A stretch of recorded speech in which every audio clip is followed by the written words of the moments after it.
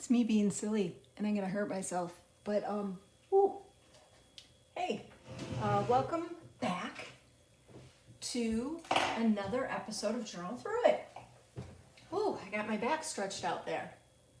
I am Kim Santini, and I am here at my kitchen table studio, and I've got things set up here to bring you another lesson of Journal Through It. So welcome, good morning. It is, I always say what day it is, or I try to, and then I realize I don't know what day it is. It's May 21st. Yeah, it's May 21st. It's a Thursday, and we have sunshine here in Michigan, which is very welcome. And those of you who are in the Midland, Saginaw area, our hearts are with you.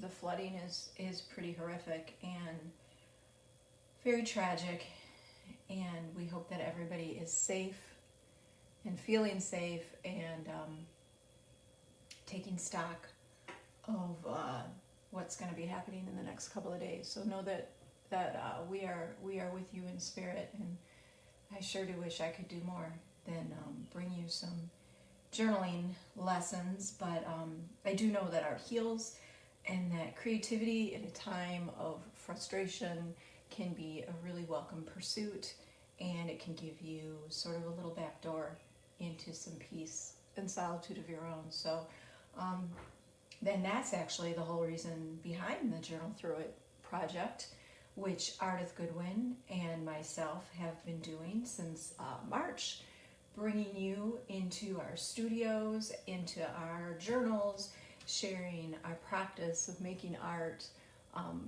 without, nobody needs to have specialized training in order to have a journal and express themselves. So we're trying to break down that wall or that perception and give you guys the opportunity to dive into your creativity and create or build a practice that will serve you in your life, give you peace, a way to express yourself, a little bit of meditation, even prayer.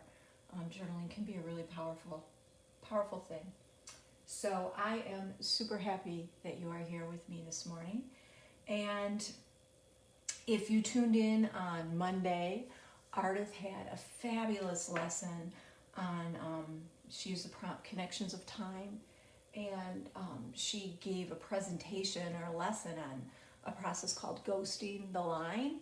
And dang, when I watched that, it was like, she and I don't talk ahead of time about what lessons we're going to do. We just kind of feed off of each other. But ghosting the line is something that I do almost every day in my actual paintings. And I thought I would share an in-process one with you right here so that you could see, if you watched Ardith's video on ghosting the line and basically masking lines with layers of paint, pushing them back, then pulling them forward, and using a number of different processes to enhance the line and the various shapes.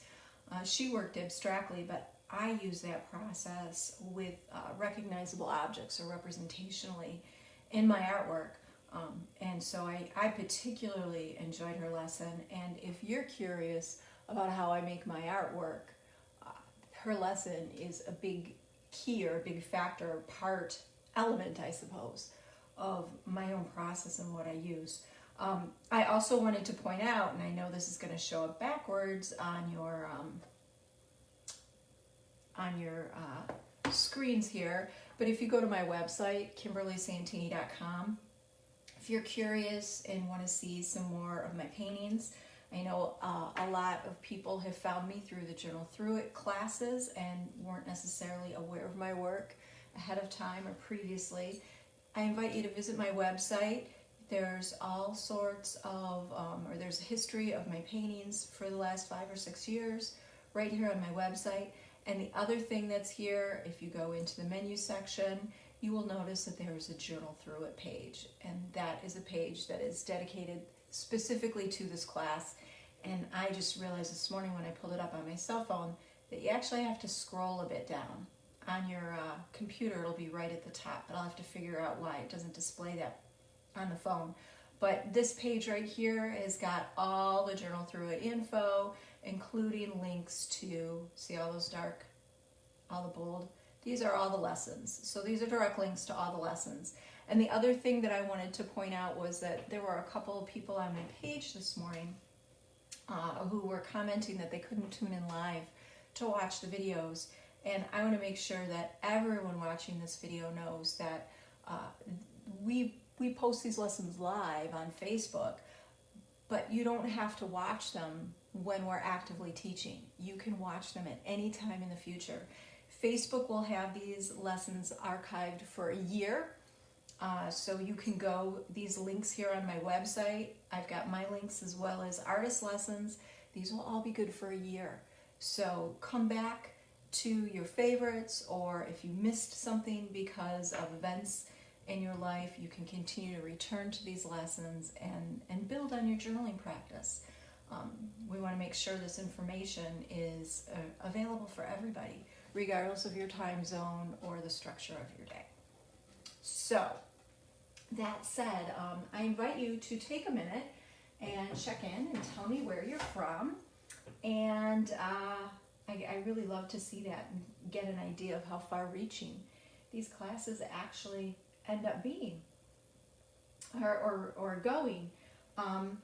And then also let me know if you have any questions, because I will do my best to answer those at the very end.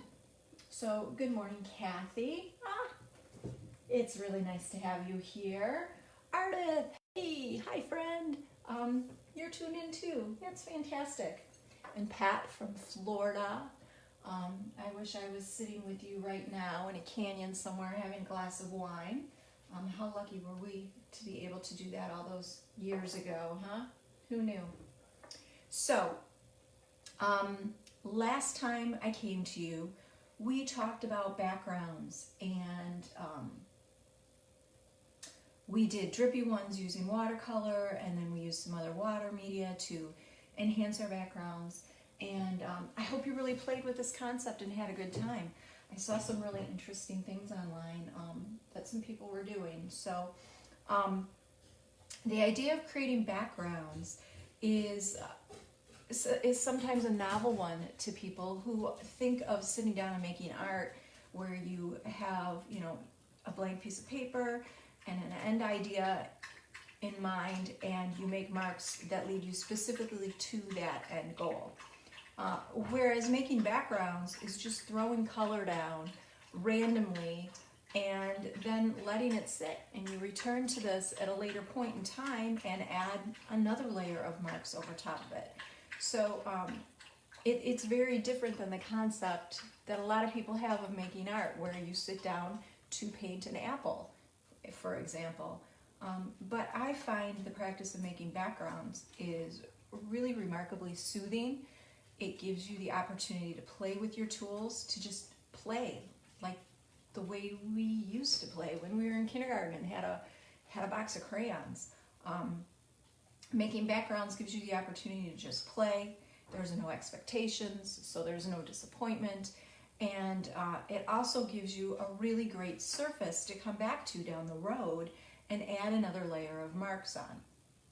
So having grounds and marks can set you up for some really fantastic effects when you start to layer some of these lessons and ideas that we've been sharing with you. And any of the lessons that we've given you can be done on a blank page, or they can be laid down over top of a page that already has a background in it. And there's something about doing or putting another layer of marks on a page that has color and things happening on it already. It gives an added layer of content, of meaning, of expression. Sort of like what Ardith has been showing you when she works in her altered books. There's already things there to respond to, and it just makes the piece a lot more complex and fascinating to look at in the end. So I'm going to show, let me slide this out of the way. I want to share this book with you. I think some of you saw this if you watched my very first video with this course, and I went through a lot of my journals that I had been working in. and shared them with you and talked about the pros and cons of each format. So this is an altered book. It's a book that actually was completely deconstructed. I took all of the pages out. I did this in a workshop with Ingrid Jikers. Ingrid, I really need to learn how to say your last name properly. And this is going to show up backwards again, but Ingrid is a fabulous bookmaker, a fabulous journal instructor. Her last name is Dijkers. I've taken numerous workshops with her, and any chance I get to go back to her studio and work with her, I'm all over it because she's phenomenal. So this is a book that I made with her where we actually removed the printed pages. We wrapped the cover in Tyvek. We re-collaged over it, and then we built guts, or we took pages, plain sheets of paper, and treated them, painted them, then cut them up and sewed them into signatures, and then sewed the signature into the book. Here's residue of my binding. Someday I'll bead that. But what I wanted to show to you is the value of working in layers. Let me make sure this is visible on your screen here. So this is a spread here in this book, and there's some marks on these pages. The paper that we worked on, before we cut it up and sewed it into the book, we hid it with gesso and some house paint. And I want to say the house paint was tinted this khaki beige color, and the gesso that we put on the page or scraped on the page left or altered the surface of the paper enough that the paint soaked in more in some places than others. This was a great exercise, and we just like scraped and rubbed and sprayed, and I think this was probably a piece of bubble wrap, but we distressed the paper before we sewed the pages and put them in the book. So right away, when I open up my book, I have this beautiful blank spread, but it already has marks on it. I mean, it's so incredible. So this would be the first layer of marks in this book. And then the second layer, I'm just going to show you how different journaling sessions can add up or build up to more interest, more visual interest when you sit down to work.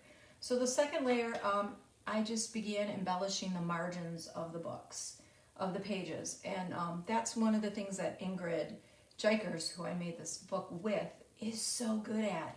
The way she treats margins or her page edges are just utterly fascinating to me. So I was taking that inspiration and just used salvage bits. These are bits of collage or like paper punches. Somebody did a bunch of punches for a project, and they saved their salvage and gave it to me.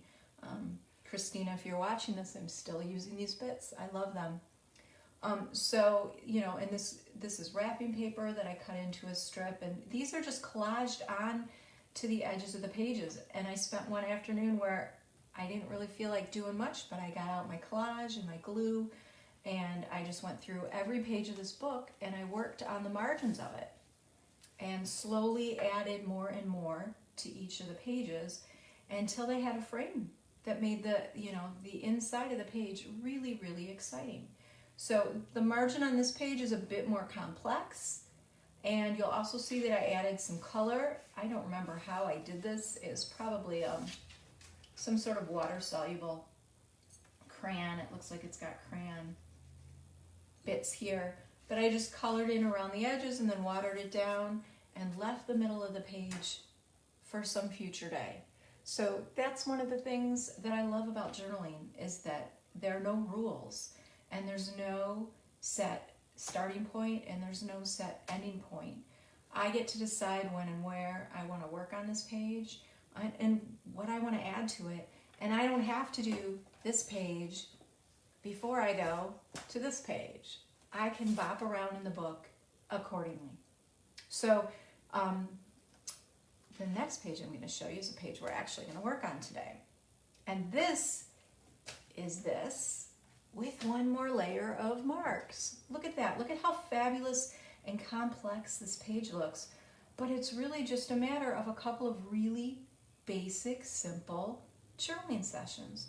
And they mostly were, I don't want to say mindless, but they were very meditative. They were quiet, peaceful, relaxing sessions where I was able to sit with my intentions and my thoughts and make marks and just get lost in the process. So if you're my age, you may remember spirographs. They were a fabulous tool when I was a kid, and I loved Da Vinci. For real, Da Vinci likes spirograph too, apparently. He's in charge of quality control. Come on, off, go. I loved playing with spirograph when I was a kid, and when I found a spirograph at a thrift store about 10 years ago, I was delighted.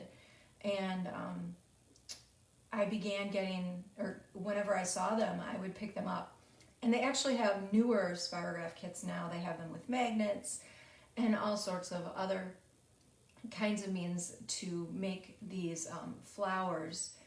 But you no longer have to have the cardboard and the pins and all of that you had to have when we were a kid. This page I made this morning. I used just a simple gel pen with my spirograph kit, and the spirograph set that I used this morning is just this little gear thing, and it's a Cyclex. It's a CYCLEX, and I think this is a contemporary version of what the gears and the dials were that we played with when we were kids. But I know people will ask how I got these ones, and this is what I used. So I spent about an hour this morning with my cup of tea and just layered these spirograph designs all over the page, thinking about just filling the space and the people that I loved, and just having a really quiet moment to start my day. And this is going to be the basis of the next layer of marks that I go to put on this page. So what I'm going to show you today isn't really any new technique per se. It's just the combination and the layering of a whole bunch of different approaches.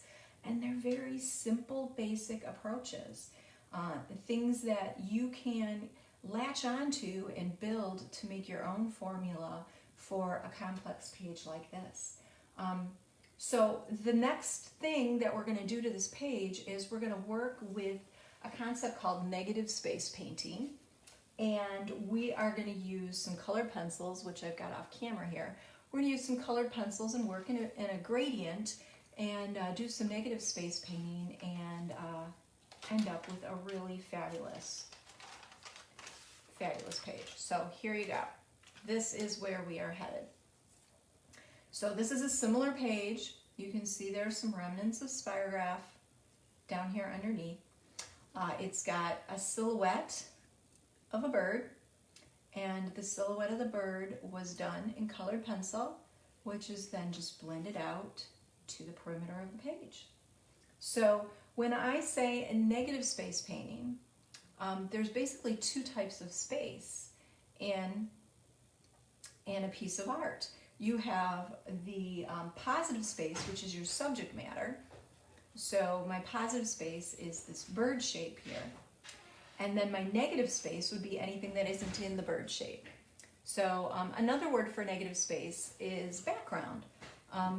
But background can also not necessarily connote everything that isn't in your foreground or your subject matter. So for purposes of this lesson, negative space is going to be anything that isn't inside the silhouette of our form. And I have been thinking a lot about escapes and how birds in flight, birds make it look so easy. They just fly away and poof, they're gone. And wouldn't it be great if we could do that right now? But since journaling is an expression of my state of mind, of today's state of mind, I'm going to use a bird with this particular page. You can choose to use whatever shape you wish, but make it personal. Make it have meaning to where you happen to be in your life at this particular moment. And you don't necessarily have to explain that to anyone. All that matters is that you know it in your head, because when you return to this page, you're going to remember what you were thinking when you made it, or how you were feeling at the very least. So also, because I have been painting baby swans in my larger paintings, I'm going to use a swan as my bird today. I've been thinking a lot about the story of the ugly duckling, and overcoming adversity, and that sort of theme kind of feels appropriate for today, so appropriate for these times. So, you know, there's also a symbolic meaning behind the type of bird that I'm going to be using on my page. Another layer, I guess, to the picture. So, what I want you to do to start out with is go through your books and find a page that's already got some background marks. If you're brand new to journaling, if this is the first lesson you've watched, that's totally okay. Then start on a blank page. But if you have some books with marks in them already, find a page that doesn't feel like it's quite done to you, and get started on tackling it with this next layer. So this is where I'm going to start. Then the next thing you need to do is choose your subject matter. My subject matter is going to be a bird. I'm not sure what yours will be, but that's okay.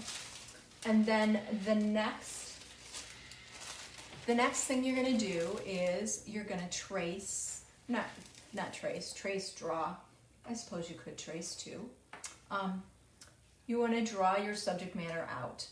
This is a piece of deli paper.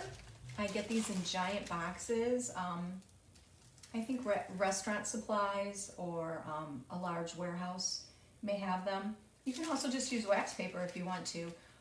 What I love about this paper, and you've seen me use it in some other lessons, is that I can see through to the underside. So if I'm going to be layering marks, this is a great tool for me to figure out if the placement is right. And it's also transparent enough that if I did want to trace, I certainly could do that as well. So you're going to start with a piece of deli paper, and what I want, or tracing paper or tissue, and I want you to, let me move this out of the way. I'm going to show you how to draw a bird, because it's pretty simple. So a bird is basically, a bird's got a head shape, which is a little bit like an oval. Oh, I'm diving in and I didn't tell you what I was using. This is a piece of vine charcoal, so it's just a really soft piece of charcoal. You could do this with chalk, you could do this with a crayon. A sharp pencil might tear any delicate paper, so just make sure you use a soft tool. So we're going to start with an oval, and a bird's got a little bit of a neck, and then its body itself is sort of like a teardrop shape. Teardrop, or even this looks sort of like a chandelier light bulb, you know? And then after the arm, or after the neck, the wings come out, and they're sort of like arms. So they come out, and then they bend. And they come out, and then they bend. And if you, as you draw these lines, if you think of the extension of your own shoulders as you moved them out, and you feel that stretch, it'll help you to draw a line that feels the same way. Okay? And then there's a little bit of a skin or a connector here on the underside, and then the wings just sort of unveil unfurl. And then we have a tail here. You can decide on your tail. That's kind of a little big. And then I can go back in. Now, do I want my bird looking in a certain direction? I think I want him looking this way, so I'm going to add the beak. Here's my head. Because we're working with a silhouette, We don't have to put any other details in. Doing a very simple sort of wing or feather pattern for the wing. We don't have to add eyes or anything like that. We're just creating the essence of a bird in flight. And that means the wings are extended, the body's flattened out,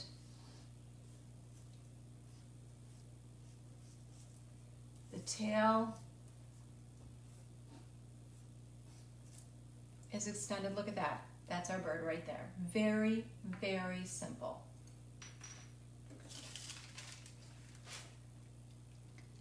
Now I'm going to bring my book back in here. And you see what I mean about being able to lay this over top of my design and see how it would relate to the shapes that I've already got drawn here. I can audition this in different spaces and figure out where I want it to go. Or maybe I want to alter it. Maybe I want it to be a little bit bigger because I have more space on my page. That's one of the beauties of being able to, or drawing it here first. So I told you I was going to do a swan, and I drew a swan earlier today on this piece of paper, and I'm going to outline the same look. I had a circle for the head. Swans have a longer neck, so I gave her a longer neck. This is her teardrop shaped body, right? Teardrop shaped body. Wings coming out. Swans have big, very big wings. Look, I ran out of paper space, but very big wings. And then the weight of her body here is that teardrop shape again, and then a little bit of a tail. So I have my swan drawn out, and I think I want her to be a little bit closer to this edge because I want to give her the sensation that she's flying into a space. So that means that her head is going to be right here. I'm going to stand up to draw this, and hopefully I won't get in the camera's way.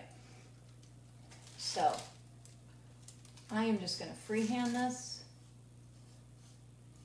and I'm going to use my my vine charcoal.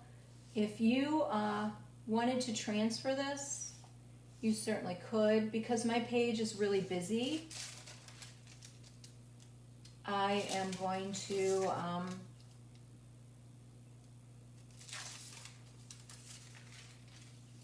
I'm going to draw it on. I'm not going to try to transfer it because I think I would lose those lines, the transfer lines. But in the, what lesson did we just do? One of the earlier lessons I showed you how to transfer a drawing. No, it was one of the Derby Week lessons. The one on the color of a space or an experience. Okay, so I'm gonna put my beak is here, my head is here, here is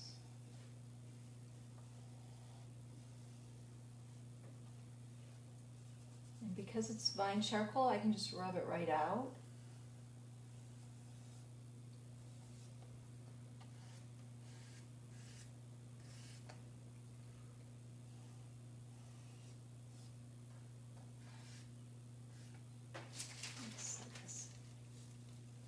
As I'm setting this over to find out visually where that tail point needs to go. And I'm not trying to do an exact, and if you've watched any of my videos, you know the last thing I am is exact.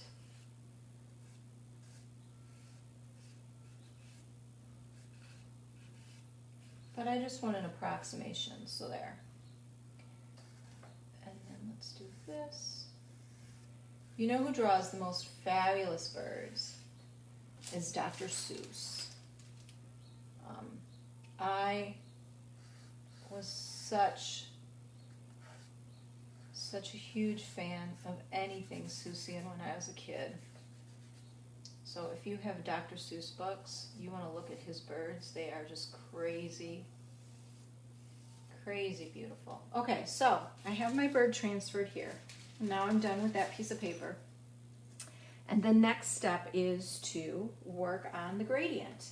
And if I bring the sample back in, you can see that the inner ring or the inner edge is darker than the outer edge, and that these colors are very similar to each other.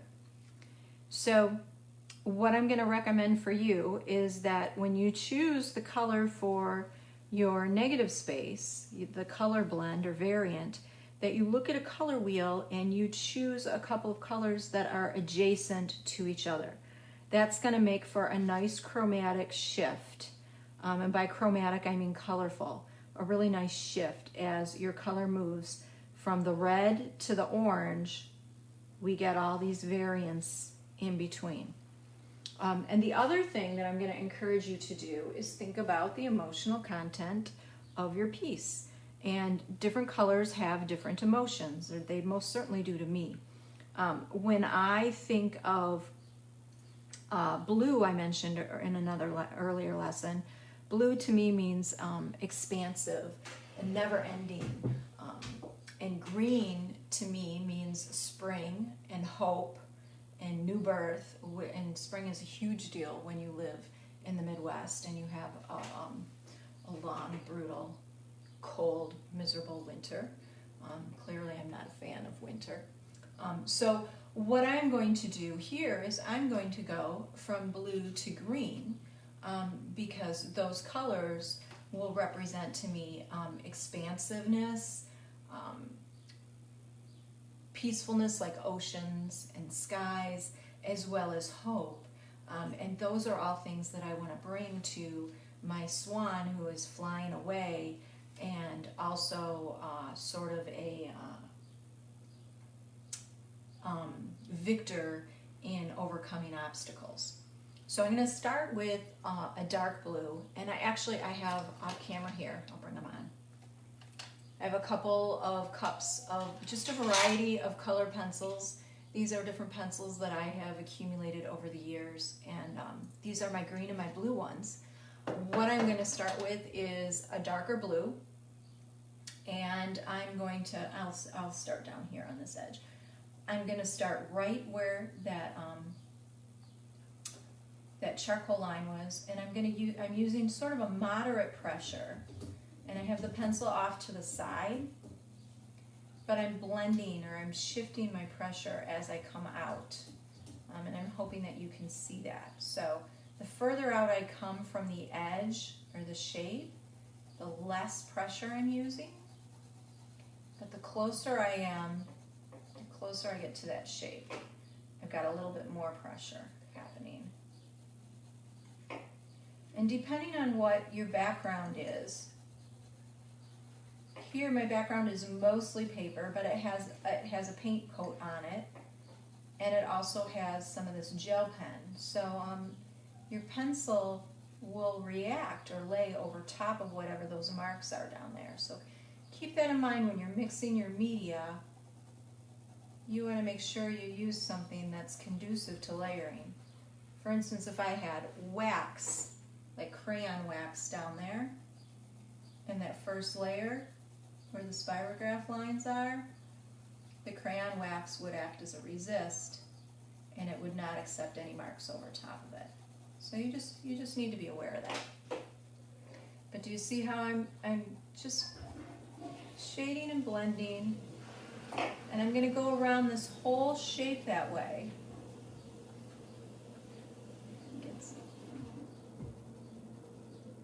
And what I want to create is sort of like a shadow kind of effect.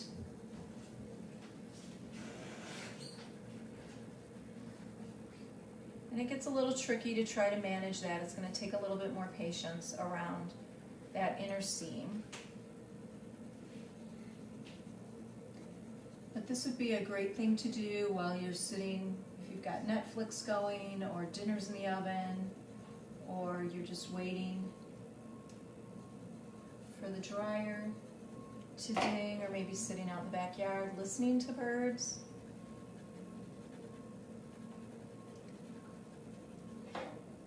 This is something that doesn't require a whole lot of, get my ink, my gel pen is coming off on my hands, so it doesn't require a whole lot of concentration.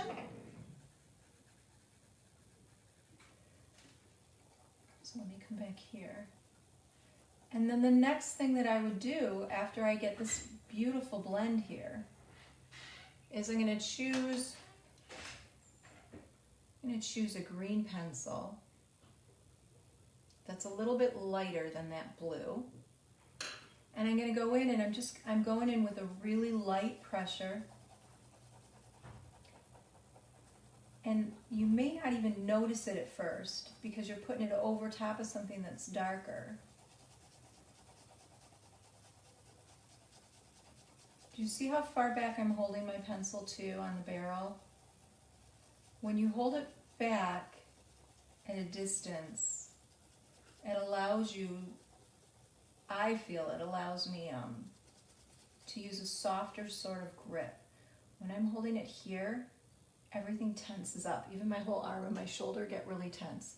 If I hold it way back here, it's sort of a more relaxed approach.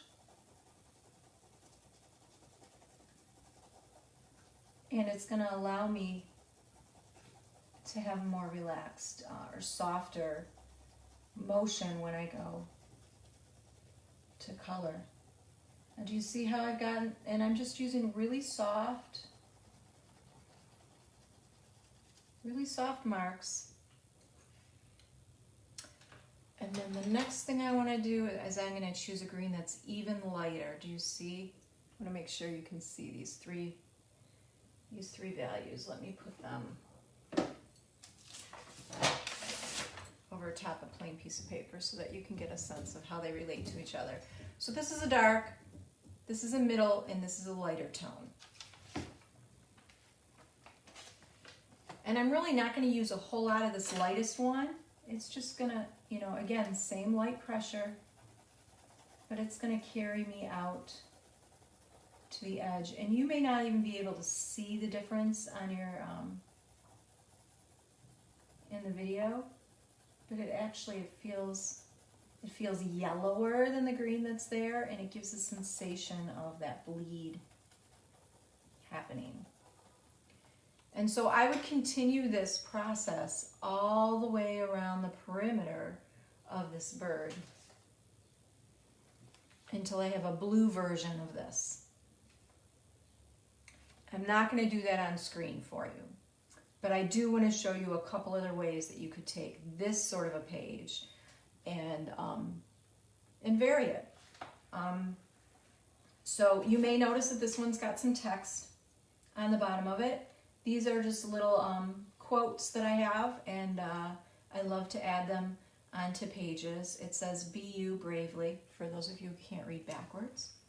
So you can always add a little bit of text to your pages. I love to just simply page through a journal, and sometimes it inspires a line from a poem or a lyric or something, and I can add that to the page either with handwriting or with a label maker or with something else. So variations, here's another variation. So let's say you don't have access to a spirograph. That's totally fine. And you could start with something similar, or a complexity of design that's similar, by just drawing spirals. Do you see how all this is spirals? And then I added dots to the line. So this would be a way to get into that meditative design or fractal drawing kind of state of mind that a spirograph gives you without the actual tools. And then this is a perfect ground for adding another layer of marks over top. Sitting down and putting marks to a page doesn't have to be a be-all, end-all. It's a process, an ongoing process. So here is another one. This book's a little bit bigger. Let's see. So you'll see there's spirographs here. There's also some random scribbles and a trailway around the page. And my negative space is colored pencil, but do you see how it encroached into the form itself? So instead of having just a silhouette of the bear, I actually included some facial features as part of the negative space. So you could completely do that, approach it that way if your shape that you choose, if your positive space shape demands or requires some additional details in order for you to recognize it. The other thing that I did with this one is that the pink pen is water soluble. So it was some sort of water soluble marker or pen that I used, and I hit it with water after the fact. And that changed a lot of the lines, the quality of the lines. It softened them. It gave me the opportunity to add some more circular shapes to this page itself. And it created some interest as well. So think about that. You could use water-soluble media, whether you're using that or you've used it for your background layer or you use it for your negative space layer. Water-soluble media is a really cool tool, and it does some fun things. And you may not be able to see it either, but I think this was a glitter gel pen, the pink, because there's also little bits of glitter on this page, which are intriguing to look at up close. And then the other variant that I want to show you here is this. Okay, so we, where's my little book? What happened to my little orange book? We have positive and negative space. It must be under here. Yeah. So this is where attention was paid to the negative space, and it left us this echo of the positive shape. This is the reverse, where the attention was paid to the positive space and we have the echo in the negative space. So you could totally approach your page this way. I had some text on the page first, and what I did here is that I took my paint and I applied it with a credit card. I just used one, or a hotel key, and I just sort of scraped my bird shape in with that. It's very crude, but it works. It doesn't have to be a perfectly drawn, perfectly rendered bird. Look, my wing, I totally messed up on the wing, and I have a bunch of green here, but it still reads like a bird because we have wings and a head shape and a body and a little bit of a tail. So, yeah, and this is just a little envelope that, I'm not sure where I got the envelope, but I know you've seen these, and I wrote some inspirational words on bits of pattern paper and tucked them into the envelope, and I think at some point it glued itself shut. But there we go. So I can pull these out at some point or continue to add to them if I wish. My fingers aren't going to work. Anyway, you get the point. So there are some variations on how you can take this lesson and turn it into your own completely.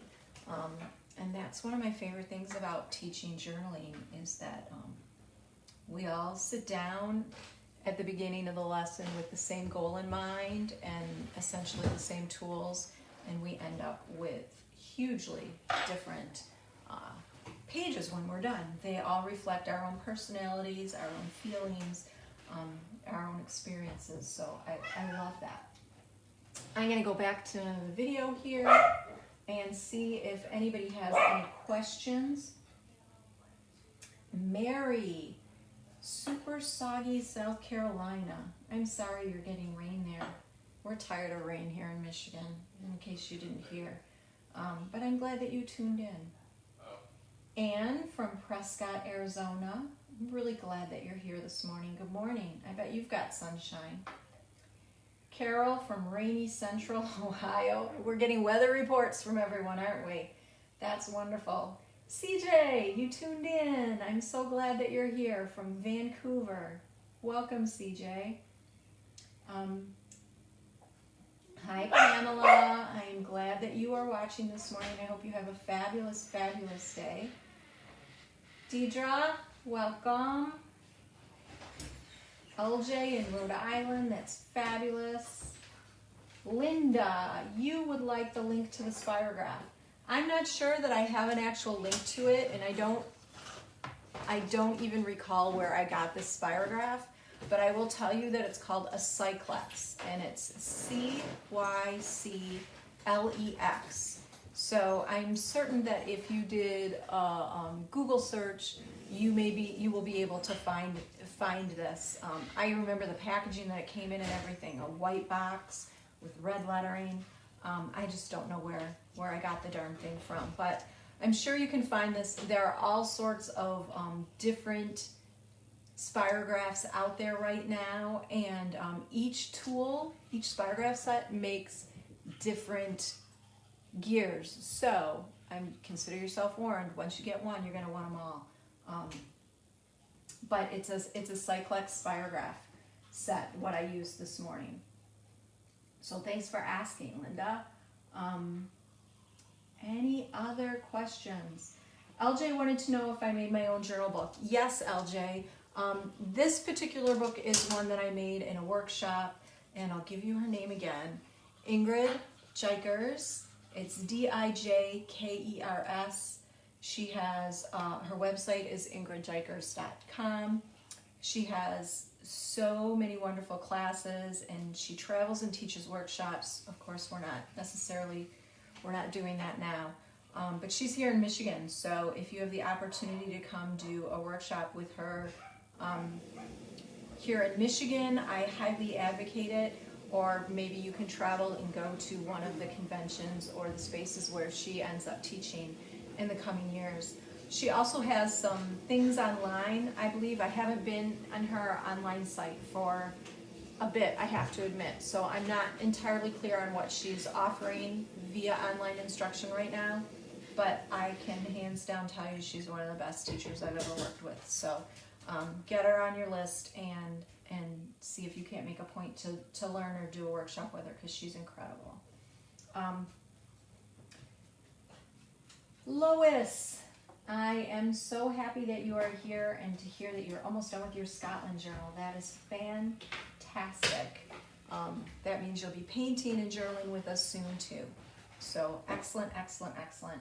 And I see that CJ, you have just posted an Amazon link to the Cyclex set. So thank you for that. I really, really appreciate it, as I am sure Linda will. So fantastic. I am going to sign off here. It's been almost an hour. Yikes. I'm sorry to have kept you guys for that long, but I hope that you are excited to try this. I look forward to seeing what silhouettes you choose, what your positive and your negative space relationships end up being, and encourage you to tag and share your artwork online. You can post it in the comments thread with this particular video if you wish. Tag it with the hashtag Journal Through It.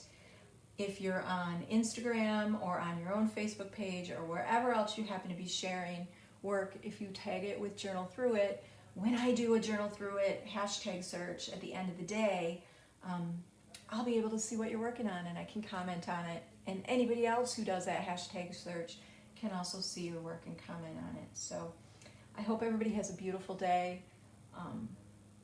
enjoys whatever is happening weather-wise, makes the best of their situation, and that everybody stays safe. I will be back next Thursday at 11:30 Eastern. Ardith will be here on Monday, I believe, and I think her time is 1:30 Eastern. But I better double check that. I'll double check that and put a post on my page.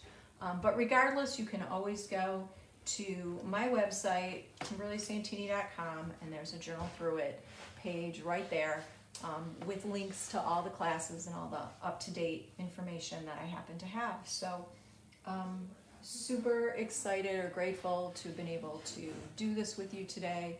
And I hope everybody has a wonderful weekend and a beautiful week ahead of them. And please stay well and safe. I will talk to you soon. Thanks. Bye.